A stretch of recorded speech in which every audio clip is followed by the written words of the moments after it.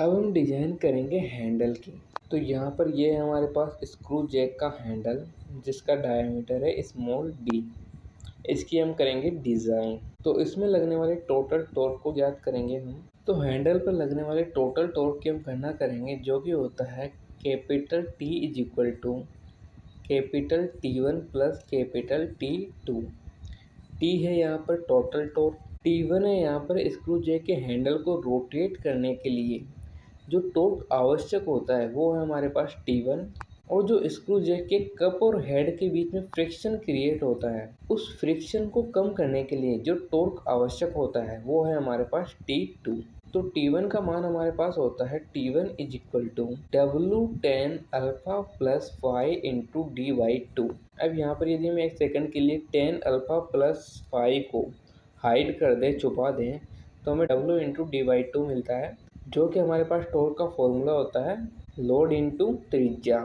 लेकिन यहाँ पर 10 अल्फा प्लस 5 भी आया है। इसकी एक लंबी डेरिवेशन होती है कि 10 अल्फा प्लस 5 यहाँ पर क्यों आया है। इसकी चर्चा हम किसी और वीडियो में करेंगे। यहाँ पर आगे बढ़ते हैं। जो T2 होता है हमारे पास वो समानुपाती होता है W इंटू DM/2 के।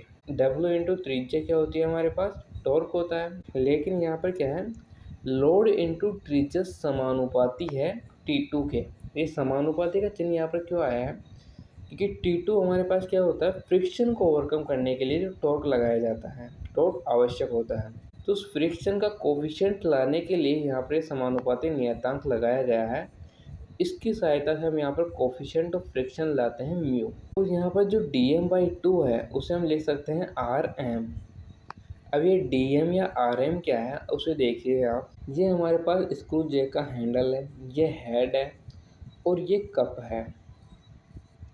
तो यहाँ पर क्या होता है हम जब इस हैंडल को रोटेट करते हैं तो इस हेड और इस कप के बीच में फ्रिक्शन क्रिएट होता है। उस फ्रिक्शन को कम करने के लिए हमारे पास जो टॉर्क आवश्यक होता है उसे कहते हैं हम T2।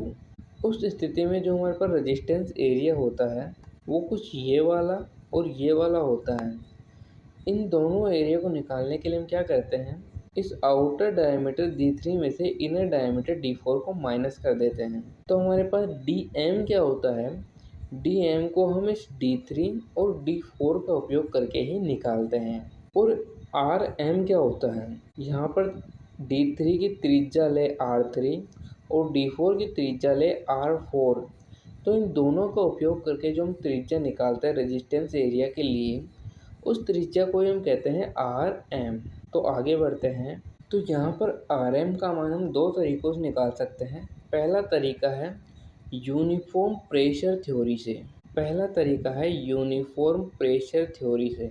जो क्या कहती है RM is equal to 2/3 into R3 की क्यूब माइनस R4 की क्यूब अपॉन R3 की स्क्वायर माइनस R4 की स्क्वायर।